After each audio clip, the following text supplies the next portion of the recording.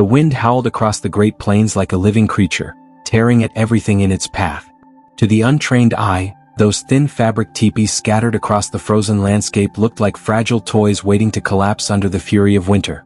No insulation, no stone walls, no steel stoves or generators humming in the background.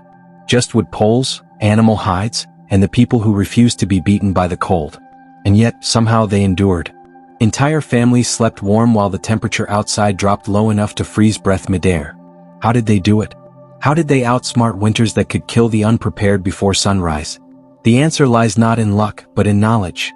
1,000 small lessons passed down through generations who learned to work with nature, not against it.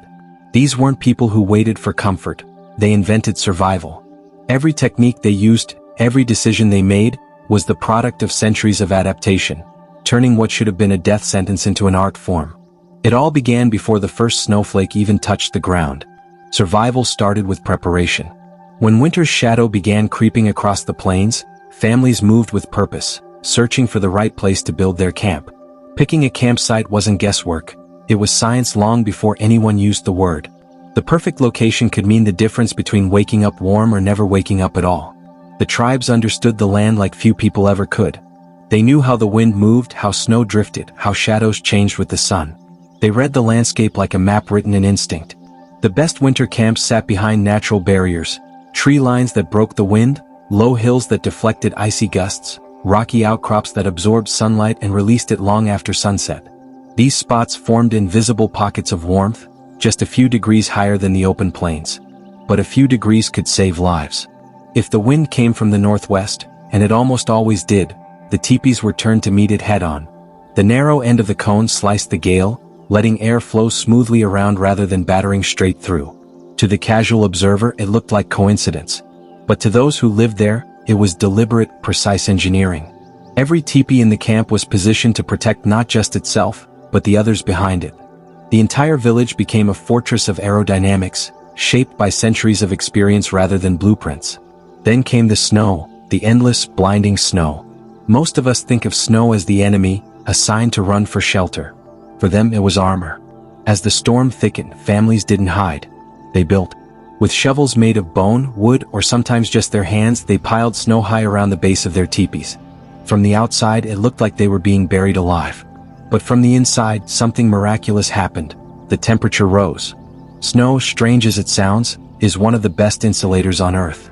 Those glittering flakes trap pockets of air between their crystals, and still air doesn't conduct heat. So the tighter they packed it, the more it kept warmth in and the wind out. A snow wall wasn't a decoration.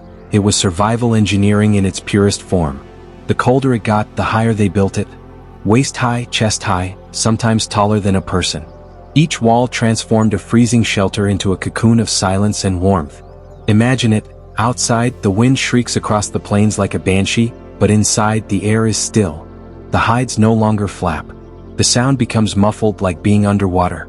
The firelight flickers on the walls, and you can almost forget there's a storm raging beyond that thin layer of hide and snow. The storm becomes the shield. Modern builders would call it passive insulation. They'd run thermal tests, measure airflow, and write research papers about convection and radiant heat. But these people didn't need thermometers or blueprints. They had generations of observation. They knew, simply by living it, that snow was not the enemy, it was the barrier that could save your life. Inside, the layout of the teepee itself was just as precise. The central fire pit wasn't placed randomly. It was dug in the exact center, about 6 inches deep, shallow enough to keep flames from disappearing into the ground but deep enough to trap embers and prevent sparks from jumping out. The smoke hole at the top, flanked by 2 adjustable flaps, was the heart of the system. Depending on the wind direction, one flap could be opened while the other stayed shut, guiding the smoke up and out while drawing in fresh air from below. This wasn't just convenience. It was ventilation science at work centuries before the term airflow dynamics even existed. Cold air entered through small gaps near the base. As the fire heated the air, it rose through the center, pulling oxygen through the pit and venting smoke harmlessly into the sky. The result? A warm, breathable space where no one suffocated, even while a fire burned inside what was essentially a fabric home. And the fire wasn't just thrown together. Every log, every ember was managed like a living heartbeat. Adults took turns staying awake, tending the flames through the night. Too little fire and everyone froze. Too much, and the walls could catch or the air could become suffocating. The fire tender's job wasn't glamorous, it was survival in its purest form. Each spark meant life. Each ember was watched with the kind of focus most of us reserve for our phone screens. Even the wood they burned was chosen carefully. It had to be bone-dry and seasoned. Wet wood would smoke too much, filling the space with choking fumes. So they gathered and dried their firewood weeks before the snow arrived, storing it under layers of bark or hide. Preparation wasn't optional, it was instinct. Think about that for a moment. Today we complain when the thermostat isn't set just right, when the Wi-Fi drops, or the heater hums too loud. But for them, warmth came from calculation, intuition, and trust in the fire that glowed at the center of their world. They didn't have temperature settings, they had vigilance. It's humbling to realize how much thought went into something so simple. We see a teepee and imagine a primitive structure. But every pole, every seam, every layer of hide was part of a complex system. One that balanced airflow, heat, and light with the precision of a modern architect. And when the night grew long, when the storm pressed hardest against the walls, and even the fire seemed to shiver, they had one more trick. They didn't rely on the fire alone. They stored the heat itself, in stone. Smooth river rocks, dense and solid, were placed directly into the embers until they glowed faintly red. Then, wrapped in buffalo hide, they were tucked beneath the bedding, radiating warmth through the night. The heat released slowly hour by hour, just enough to keep the chill at bay. No cords, no batteries, no switches. Just the steady memory of fire locked inside stone. And as families drifted off to sleep, the wind outside howling and the snow piling high, the truth became clear. Survival wasn't about strength or luck. It was about understanding, knowing that nature could take your life but also save it, if only you learned to listen. Even the strongest fire couldn't fight the cold creeping up from below. The ground itself was a thief, silent, patient, unstoppable. You could build the perfect blaze, wrap yourself in the thickest hides, and still wake up shivering if you slept straight on the frozen earth. It didn't just make you uncomfortable. It drained the life right out of you. Native Americans understood that better than anyone, so they learned to build warmth from the ground up. Before the first frost arrived, families gathered materials: willow branches, reeds, tall dry grasses, cattails. What looked like ordinary plants were, in truth, survival tools. The first layer of their bedding system was crafted from tightly woven willow mats. Each strand was bent, twisted, and locked together, forming a flexible grid that trapped pockets of air between the branches. Air, after all, was the greatest secret weapon against the cold. Still, air doesn't conduct heat, and those small pockets worked like invisible shields between the sleepers and the frozen dirt below. On top of that came thick layers of grass and reeds, packed until the floor felt soft and springy underfoot. Every family had their own layering methods. Some stacked grass, others added bark or pine needles, anything that held warmth without moisture. These layers formed a kind of natural insulation mattress, the first defense against the cold earth's pull. Then came the masterpiece, buffalo hides. Laid fur side up, leather side down, they formed a thermal seal so effective it rivaled modern camping gear. The thick fur trapped body heat, while the smooth leather blocked drafts sneaking in from the base of the teepee. The combination worked like a natural double-layer system, keeping the interior warm even when the world outside was locked in ice. But that wasn't all. Some tribes took the idea even further, turning the very earth into a heater. Before building their bedding, they dug shallow depressions, just enough to shape the ground into gentle nests. Then they packed the soil tight, pounding it down until it was hard as stone. During the day, sunlight and firelight warmed the ground. At night, that heat slowly radiated upward, keeping sleepers from freezing. They had, in essence, invented radiant floor heating, without wires, metal, or electricity. Just dirt, time, and understanding. Every part of their sleeping area served a purpose. The deeper you slept into those layers, the less heat escaped. Each material worked together like instruments in a symphony of survival: willow, grass, fur, and earth, all harmonizing against the cold. It was beautiful in its simplicity, powerful in its design. And the layout wasn't random. The family slept in formation. The youngest and oldest, those most vulnerable to cold, rested closest to the fire pit, right in the center where the warmth was most consistent. Adults formed an outer ring around them, their bodies serving as both insulation and protection. The heaviest sleepers, often the hunters and warriors, took the farthest spots, where the heat reached last. They became the living walls of the family. When night fell and the storm outside screamed like a wounded animal, the firelight flickered over layers of fur, the air thick with smoke and breath, the walls creaking softly in the wind. Each sound meant something, a rhythm of survival echoing through the night. And as the fire began to fade, that's when the next secret came into play: heat storage. Rocks, heavy, dense, hand-picked from rivers or hills, were heated in the fire until they glowed faintly red. Then, using sticks or animal bones, they were pulled from the embers, wrapped in hides or grass, and tucked beneath the bedding or at the feet of sleeping children. The rocks radiated warmth for hours. Slowly, silently, predictably. The temperature inside the teepee dropped, but those hidden stones released their stored energy like patient sentinels guarding the night. One hot stone could keep a small sleeping space warm until dawn. Several could sustain a whole family. The tribes understood the science long before anyone wrote it down. Dense materials hold heat longer. Trapped air slows heat loss. Fire creates circulation. Every rule of thermodynamics existed right there, discovered not in laboratories, but through generations of cold nights and careful observation. And they didn't stop at bedding. They turned their own bodies into efficient heat engines. Before sleep, light exercises, stretching, short walks, fire tending, got blood moving, raising core temperature. It wasn't about fitness, it was about survival. They went to bed already warm from within, reducing the energy needed to stay alive through the long hours ahead. Clothing played a crucial role too. Sleeping naked, as modern myths sometimes suggest, would have been suicide in -30 weather.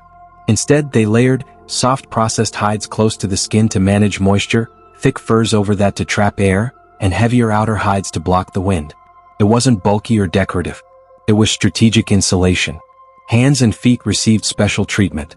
Fingers were wrapped in soft leather or fur, sometimes tucked into armpits for warmth. Feet were layered in dry grass and wrapped in hide, then pulled close under blankets. No skin touched the cold air if it could be helped. Heat loss began at the extremities, and they knew how to stop it before it started. But the most ingenious detail wasn't what they wore, it was how they thought. They never fought nature. They studied it. When the air outside grew bitter, they didn't curse the cold, they learned its rhythm.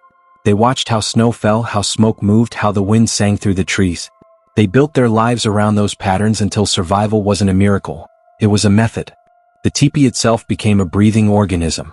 Heat rose through its center, smoke drifted out the top, and the air circulated in an invisible spiral that refreshed the space without freezing it. Each pole, each layer of hide, contributed to that balance. Even when temperatures plunged below zero, the inside of a well-tended teepee could feel almost comfortable, not luxurious but livable. And that's what made their system so extraordinary. It wasn't about building fortresses. It was about building harmony, a partnership between human knowledge and natural power. Where modern people see survival as a battle against nature, they saw it as a dance. You move when the world moves, you bend when it bends, and you find warmth not by overpowering the cold but by working with it. It's humbling to think about, really. While we wrap ourselves in synthetic layers and crank up heaters powered by distant grids, they built comfort with their hands and instincts. Every technique was born from necessity, tested in storms, and refined through centuries of experience. So when dawn broke after another night of icy wind, smoke rising gently from the teepee tops, and frost glittering across the plains, those families emerged, alive, warm, ready to face another day. They didn't just survive winter. They mastered it. When even the best bedding and fire weren't enough, survival came down to the human body itself, to how you protected the skin, the heart, and the blood that carried warmth through every inch of flesh. Native Americans learned early that warmth wasn't just about the environment. It was about preservation. When the wind burned the skin raw and the cold bit through every layer of fur, they turned to nature's simplest defense, fat and ash. It might sound strange to us now, even unpleasant, but back then it was a matter of life and death. Buffalo tallow, thick and heavy like wax, became the tribe's secret armor. Rubbed across exposed skin, it sealed in body heat and formed a barrier against the icy wind. Water couldn't pass through it. Air couldn't steal it. The skin underneath stayed warm, supple, and alive. The same way modern athletes use oils to protect from windburn, these families used what nature provided. No packaging, no chemicals, no brand names. Just raw survival. But the brilliance didn't stop with the fat. They added ash, soft, fine, sifted from the heart of last night's fire. When mixed with tallow, it created a dull gray paste that clung to the skin. To outsiders, it might have looked like war paint or ritual decoration.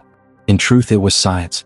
The carbon in the ash absorbed radiant heat from the fire and slowly released it, acting like a microheater on the body. The mix also dulled the glare of sunlight bouncing off the snow, protecting the eyes and face from burning. Each tribe had its own mixture. Some used bear fat for extra thickness and longevity. Others preferred deer or bird fat for children's delicate skin. It wasn't just about surviving the cold, it was about balance. The right fat for the right person, the right mix for the right storm. Every family knew the recipes, passed down like sacred knowledge. To modern eyes, it sounds primitive.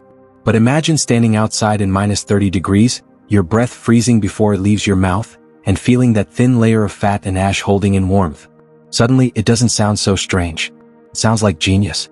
They didn't call it skincare, but it was. The original moisturizer, windbreaker, and heat barrier, all in one. While we spend hundreds on creams that promise protection and hydration, they had already perfected the formula centuries ago, using nothing but buffalo and fire. It worked then. It would work now. And when that protection wasn't enough, when the storm was at its worst and the air itself seemed to slice through the hides, families relied on another kind of insulation, living, breathing, fur-lined survival. Clothing wasn't just a covering. It was armor crafted with purpose and precision. The winter wardrobes of Plains tribes were built from layers, each chosen for its role. Soft, processed hide formed the base, supple enough to move with the body but strong enough to hold warmth close. Over that came furs, fox, coyote, wolf, and especially rabbit. Rabbit fur was a miracle of nature, light, soft, but unbelievably insulating. Its dense underlayer trapped air better than almost any material available. But rabbit hides were fragile, tearing easily. So instead of one large pelt, they stitched together dozens, sometimes hundreds, into massive patchwork cloaks that shimmered in the firelight. It was slow work, delicate, repetitive, endless. But when finished, those cloaks could save lives. Draped over shoulders or wrapped tight around sleeping bodies, they held warmth like nothing else. Each pelt, each stitch was a promise. You will make it through the night. Children and elders, the weakest against the cold, were given the warmest materials and the safest sleeping spots. They slept closest to the fire, wrapped in layers upon layers of hide. Adults surrounded them, forming a living wall of heat. If someone grew too cold in the night, another would move closer, sharing body warmth through skin and fur. There were no individual beds, no personal bubbles. Warmth was communal. Survival was shared. The sleeping order was as strategic as it was intimate. Elders near the center received the benefit of both the fire's heat and the younger body's warmth. Children, with their smaller frames and faster heat loss, slept nestled between parents or siblings. It was a system as efficient as any heating network, a human thermostat built on instinct and love. When the fire dimmed and the storm raged, families barely moved. Their breaths synchronized, their hearts beating in quiet rhythm under the hides. Every sound outside, the wind, the snow, the groaning poles, became part of the night song. Sometimes, when the cold reached its peak, they'd reheat stones in the fire and carefully pass them between sleepers, shifting the warmth from one body to another. It wasn't just survival, it was coordination, an unspoken language of care and experience. But warmth wasn't just physical. It was emotional. Hope, faith, and familiarity mattered more than anyone realized. Long winters brought endless darkness, hunger, and silence. To fight it, they filled the night with stories.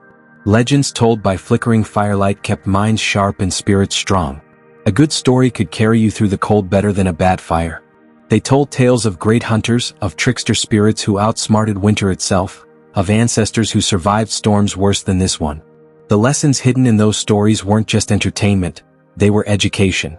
Every generation learned how to read the wind, how to feel the temperature shift before the blizzard arrived, how to keep the fire alive when everything else seemed lost. Children learned to listen to the storm rather than fear it. They could tell by the sound whether snow was dry or wet, light or heavy, harmless or deadly. The smallest details, the shape of the clouds, the smell of the air, the sound of snapping branches, became signals of what was coming. And when all else failed, when the winds became too fierce, they had one last refuge: each other. Families pressed closer, blankets of hide drawn tight, breath mingling in the frozen air. The storm might rage, but inside they were still. It wasn't comfort, not in the way we know it. It was endurance. It was unity.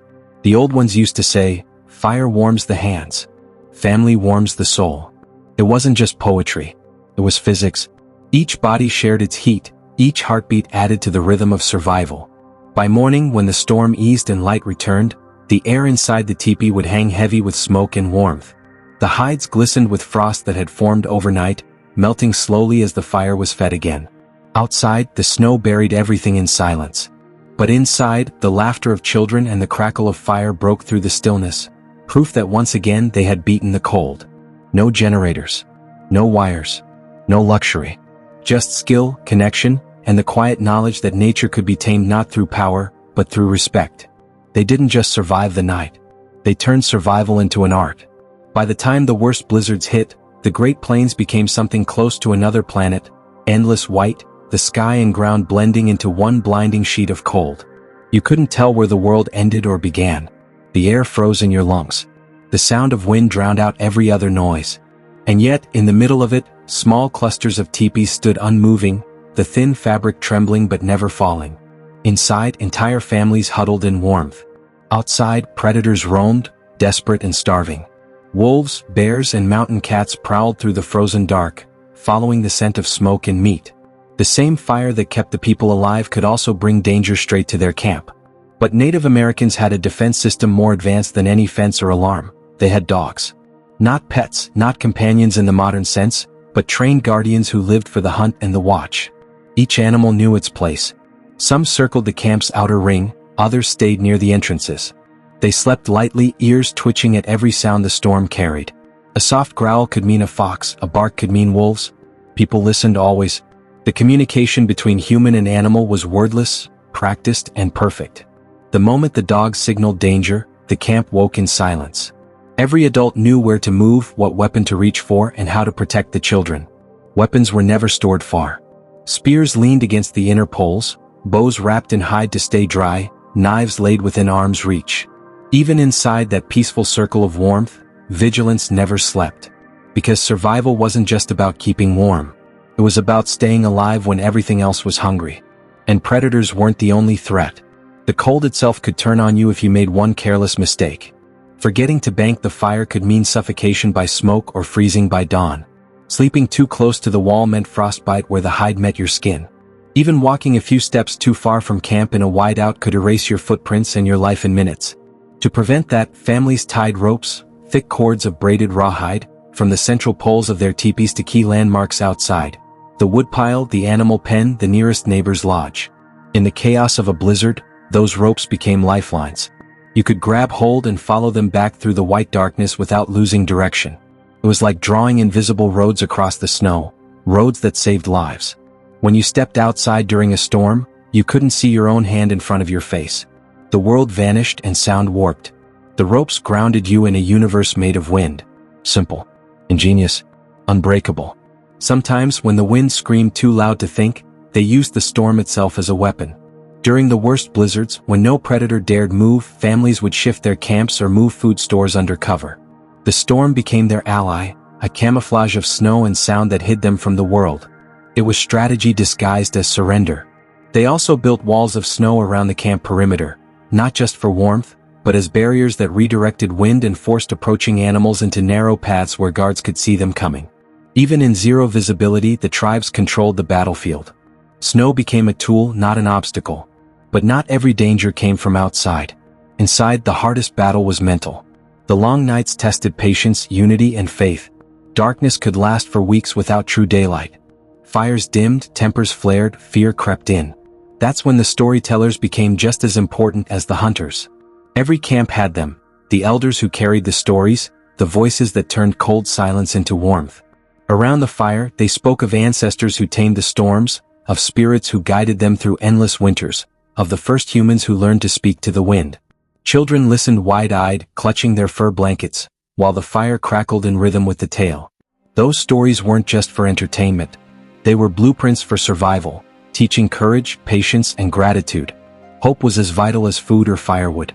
Without it, no amount of warmth could keep the spirit alive. The tribes understood that. They treated hope like any other resource, something to be fed, shared, and guarded.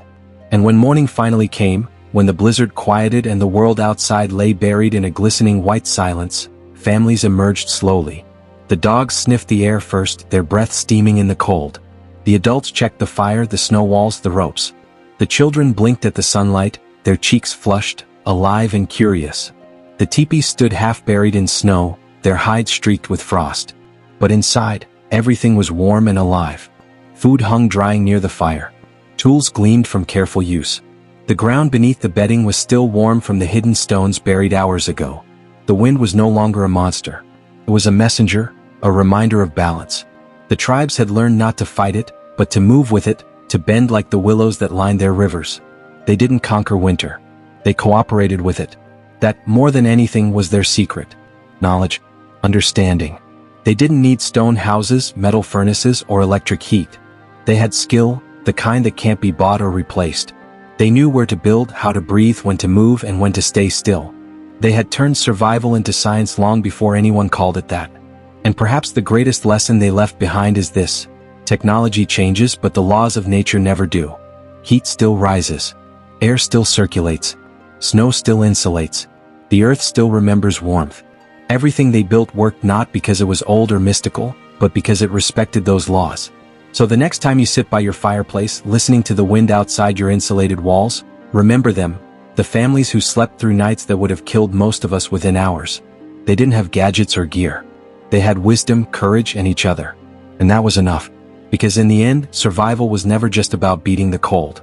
It was about understanding the world so deeply that even the deadliest storm could become your ally.